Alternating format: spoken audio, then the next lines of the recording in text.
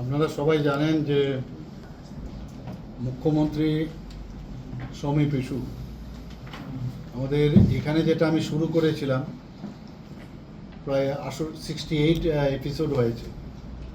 পরবর্তীতে অভিজ্ঞতার নিরিখে বুঝলাম যে অনেক সময় দূর দূরান্ত থেকে মানুষ আসতে পারে না। তো আমরা ঠিক করলাম যে অনেকে আসে দূর দূরান্ত থেকে, তারপরেও মনে হয় এখানে একটা গ্যাপ রয়েছে। তা আমরা সমস্ত ডিস্ট্রিক্টে আবার শুরু করলাম। এর মধ্যে দুটো ডিস্ট্রিক্ট হলো, টোটাল 70 এপিসোড আমি বলবো, মানে মুখ্যমন্ত্রী সমীপ ইস্যুর যে কার্যক্রম সেটা হয়েছে। তো এর আগে আমাদের ধলাই ডিস্ট্রিক্টে হয়েছিল, সাকসেস হয়েছে। আজকে আমাদের নর্থ ডিস্ট্রিক্টের সাথে কথা হয়েছে। তো ওনাদেরকেও আমরা বলে দিয়েছিলাম সমস্ত যে সাব ডিভিশনগুলো আছে সেখান থেকে সবাই যেন খবর দেয়, যাদের মুখ্যমন্ত্রীর সমীপ ইস্যুতে মুখ্যমন্ত্রীর সাথে কথা বলবে, ওনাদের কী কী সমস্যা আছে এগুলো নিয়ে আসবে। তো আজকেও এখানে প্রচুর, বিশেষ করে মানে কাঞ্চনপুর থেকে দেখলাম প্রচুর লোক এসছে। তো স্বাস্থ্যের বিষয় নিয়ে এসছে অনেকে ফিজিক্যালি প্রবলেম ওনাদের চ্যালেঞ্জ, তো তাদেরও বিষয় নিয়ে ওনারা বিভিন্ন কীভাবে ওরা সামনের দিকে আগামী দিনের সামনে কীভাবে চলাফেরা করবে এইসব নিয়ে তাদের জীবন জীবিকা ইত্যাদি নিয়ে আমাদের সামনে রাখে। তো আমি আজকের যে পোর্টাল, একটা ইনোভেটিভ একটা পোর্টাল নর্থ ডিস্ট্রিক্টের ডিএম এবং ওনার টিম বের করেছে। এটার মধ্যে একটা ভালো জিনিস হয়েছে কি, যে এই পোর্টালের মধ্যে এবং তাদের নামও গোপন রাখা হবে। কোথাও ড্রাগ কেউ এডিক্টেড আছে কি না, কোনো চাইল্ড ম্যারেজ আছে কি না, এবং কোথাও আইন শৃঙ্খলার সমস্যা আছে কি না, বিদ্যুতের সমস্যা আছে কি না, সব এই পোর্টালে ওনারা সেটাকে জানাতে পারে। এবং এতে করে আমার মনে হয় একটা যোদ্ধা নাম দিয়েছে এই পোর্টালে। তো আমি আজকে ওনার এবং ওনার টিমকে, আমি ডিএম এবং ওনার টিমকে আমি ধন্যবাদ দিয়েছি।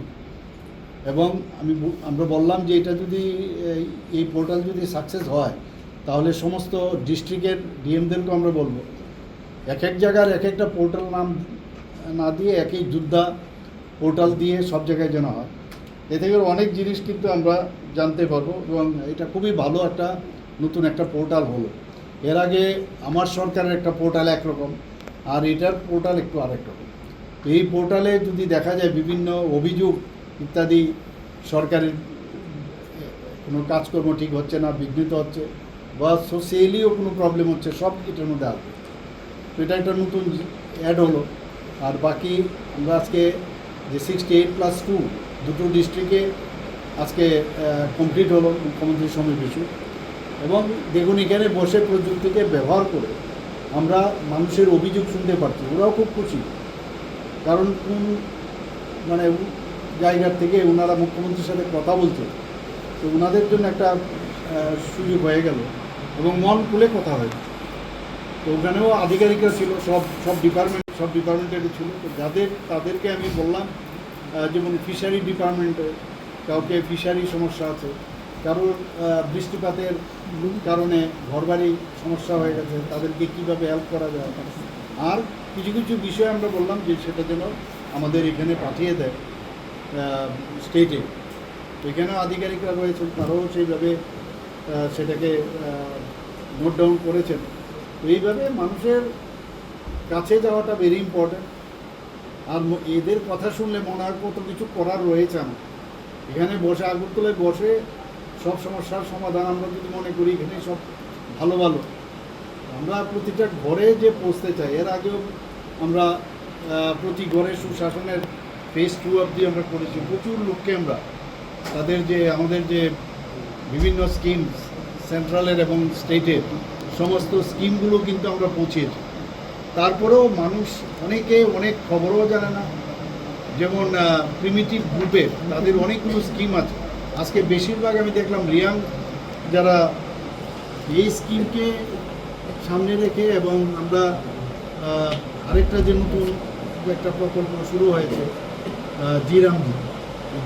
জিরামজির মাধ্যমেও অনেককে অনেকভাবে হেল্প করা যায়। তো এই বিষয়গুলো আধিকারিকদের বলেছি এইভাবে কীভাবে ওদেরকে হেল্প করা এবং তার ফিডব্যাকও যেন দেওয়া। খালি আজকে আমি ওদের সাথে এখানে ভার্চুয়ালি কথা বললাম এটা না, প্রতিটা ক্ষেত্রে প্রায় 25-26 জনের মতো লোক আজকে আমার সাথে কথা বলেছে। তো এদের যেন পুরো ডিটেলস আমাকে পরবর্তী সময় ফিডব্যাক করে। স্যার এই একটা বিষয় যে কি ডেভেলপমেন্ট আছে না, আমি এবার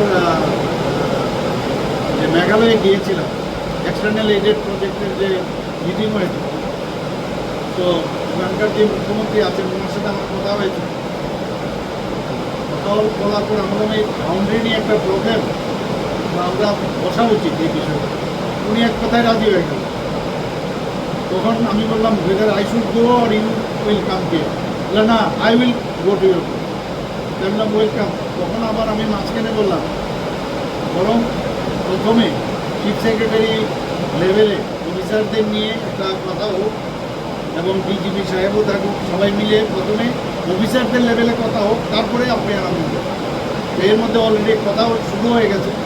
ওই মানে যখন তার বিষয়ে একটা ক্লিয়ারিটি আসবে তারপরে মুখ্যমন্ত্রী এসে আমরা একটা ফাইনাল করব। এটা একটা ভালো, কিন্তু একটা অনেক দিন ধরেই প্রবলেম।